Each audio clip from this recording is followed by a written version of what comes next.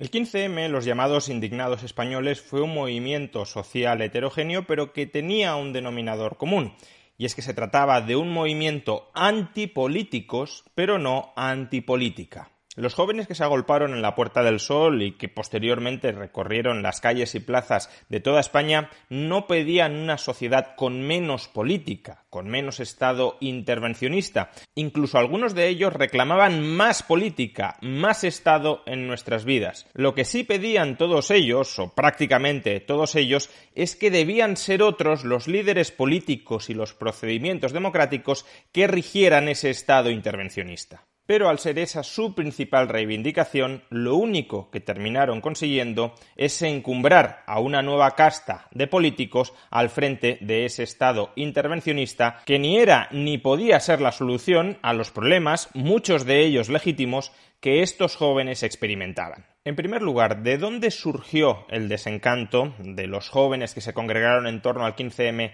contra la clase política de aquel entonces, en particular contra el Partido Socialista de José Luis Rodríguez Zapatero y el Partido Popular de Mariano Rajoy? Pues surgió esencialmente del colapso de la burbuja estatal que se había ido inflando insosteniblemente durante la burbuja inmobiliaria que experimentó España entre el año 2002 y el año 2008. La burbuja inmobiliaria generó un crecimiento artificial y exuberante de nuestra economía que llenó de manera extraordinaria las arcas públicas. Los ingresos del Estado entre 2002 y 2008 crecieron como nunca lo habían hecho en el pasado, y eso permitió que el sector público empezara a gastar y a gastar, generando la expectativa entre una generación de jóvenes que esos ríos llenos de gasto público estatal, en forma de contrataciones públicas, en forma de becas, en forma de pensiones, podía seguir de manera ilimitada y les terminaría llegando a ellos de un modo o de otro. En cierto modo, el Estado les había dicho a los jóvenes: confiad en mí, os lo voy a dar todo, no os tenéis que preocupar por nada. Y cuando la burbuja inmobiliaria pinchó, y por tanto la burbuja de ingresos estatales también pinchó, la ilusión se desvaneció.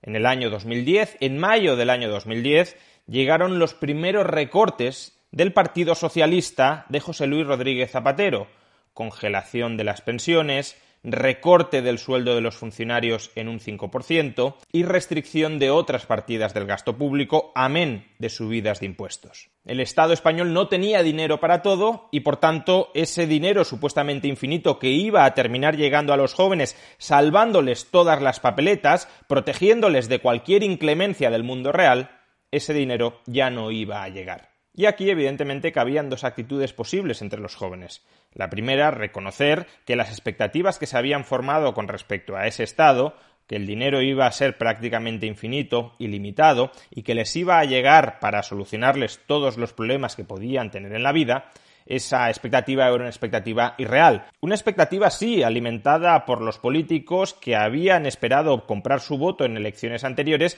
y que ahora se daba de bruces con la realidad de un Estado en restricciones presupuestarias. Como todo Estado, ningún Estado puede gastar hasta el infinito. Esa era una actitud.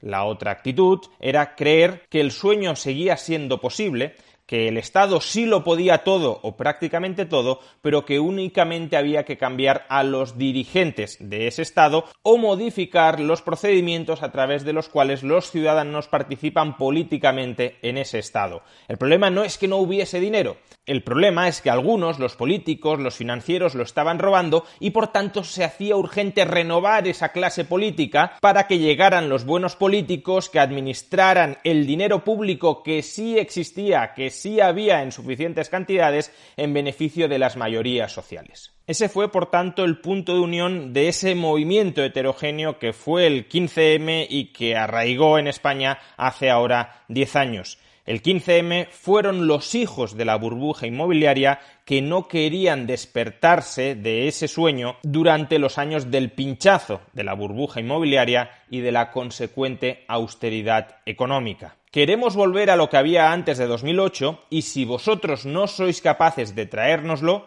que vengan otros mejores y que nos lo traigan. Y en la medida en que el 15M no se constituyó como un movimiento que desconfiara de la política, que desconfiara del Estado, que confiara más en la capacidad de cada uno de esos jóvenes de salir adelante si los impuestos, si las regulaciones estatales no se interponen en su camino, el 15M terminó inevitablemente siendo capturado por nuevos políticos que lo utilizaron como plataforma para convertirse en una nueva casta, en una nueva oligarquía, en una nueva clase dominante de políticos dentro de nuestro país. El 15M sí sirvió para abrir la puerta del estamento político a una nueva generación de jóvenes políticos que no procedían de los partidos políticos tradicionales. Pero para la inmensa mayoría de jóvenes, las puertas de las oportunidades sociales y económicas siguieron tan o más cerradas de lo que ya lo estaban entonces. Hoy, 10 años después del 15M, las grandes reformas que están obstaculizando, que están cerrando el ascensor social de los jóvenes, como la reforma laboral, como la reforma del mercado inmobiliario, como la reforma de las pensiones o incluso como la reforma fiscal, esas reformas que implicarían reducir el poder del Estado sobre nuestras vidas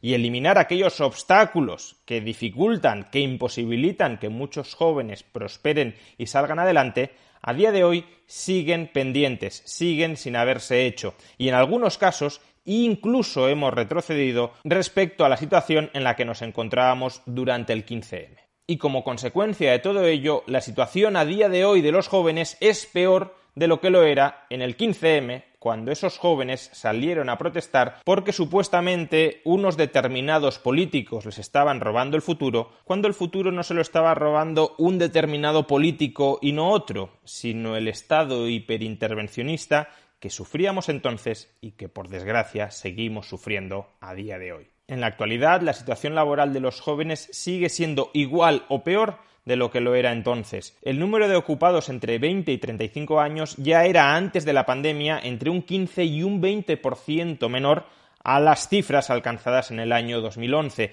La temporalidad, la altísima tasa de temporalidad que padecen los jóvenes no se ha reducido desde el año 2011 y como consecuencia la población joven en riesgo de pobreza o exclusión social sigue siendo hoy tan elevada como lo era en el año 2011. Y estas lacras sociales se materializan en que, por ejemplo, en el año 2011 prácticamente la mitad de las personas entre 20 y 30 años eran propietarias de vivienda. Hoy solo lo es el 25%. O se materializa, por ejemplo, en la evolución de la riqueza de los hogares jóvenes, que ha caído desde 100.000 euros en el año 2011 a 50.000, a menos de 50.000 en el año 2017. Probablemente sería injusto decir que la mala evolución de estos parámetros que miden de alguna manera el bienestar de los jóvenes es responsabilidad del 15M. Pero desde luego no parece que el 15M haya logrado revertir ninguno de estos problemas, y no lo ha logrado porque el diagnóstico del auténtico problema de fondo era un mal diagnóstico.